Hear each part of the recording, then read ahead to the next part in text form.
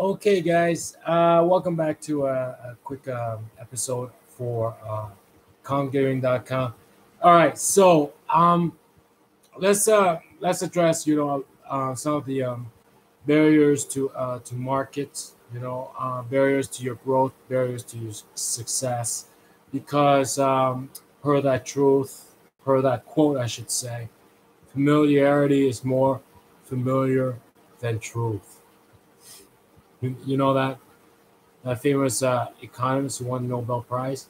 Familiarity is more familiar than truth, right? And so when you open media, of course, all you see are phenoms, right? So seldom. I just took a shower and want my ears plugged. That's why my enunciation is so weird. While my ears are plugged, but there's other ways to approach it. Your path to growth, your path to success, whatever field you're in. Um, One of the other ways that I start sharing are small businesses, and small businesses aren't really in the business of becoming phenoms. They're not really in the business of even becoming best in class, like winning a Nobel Prize. They're in the business of a livelihood, all right? And the only people who see small businesses, those stories, are actually small business press, small business media for small business owners. You know, these types of people who own small businesses like convenience stores and pizza shops, they love reading about one another, and that's who they hang out with. People who, show up to work every day, earn a paycheck basically, a livelihood, like Charles Ingalls, chop down the tree, become a farmer, he doesn't want to become a phenom, but in real life, the real life Charles Ingalls went on to become a congressman. Did you know that? No House on Prairie? The real life Charles Ingalls went on to become like a congressman or something. But that's part of small business. That's part of livelihood, right? And then there's that rapper. I think now he's like the anti-gun lead head in San Jose or something. Freddie Gibbs, right? Is that Freddie Gibbs? Am I just talking like gossip and rumors? Am I making this up and getting people in trouble? But that's what small business is about, you know. So I think a lot of people are trying to become phenoms, right? But actually, I got this idea from women entrepreneurs who say they prefer not to go into debt.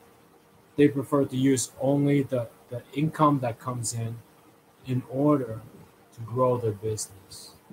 So they are not phenoms. They are small business that one day just mushroom into something national. All right. You never know. But that's you go into it without that. You go into it just saying, if my pizza shop is here, when I retire and all the kids are married and have their college education and they have their own kids, that's already a godsend. So there's the small business. There's also sort of like the world record holder, Nobel Prize and stuff like that. Um, they're sort of like the best in class professional, the person who just does it right all the time. Right? And then there's the phenom. Right? The phenom starts out really quick, really fast, right? But it's not necessarily, get this, the movie Wild Thing, he had to learn how to play baseball properly, even though he can pitch really well, right? Bill Gates never graduated, but he says he only hires MBAs to run his company. Eventually, the phenom has to play by the rules, or else he doesn't last. Just like the natural with the Robert Redford, right? Up against Babe Ruth, but then he flamed out, and then he had to come back after he got his head together. There's a phenom, small business, livelihood, There's also best in class, just doing it by the rules all the time, getting it right all the time. All right, so don't lose hope. There's lots of, but like I said, everybody's writing about the phenom, the startups and venture capital. Nobody's writing about the small business pizza shop owner. It's so boring. Best in class doctor who does it right all the time. Every time you see him, for every surgery he does, it's always good. Right? All you read about are the scandal sheets and the phenoms. That's it. I kid you not. Reality is zero different from what you see. Quite amazing. Bye bye.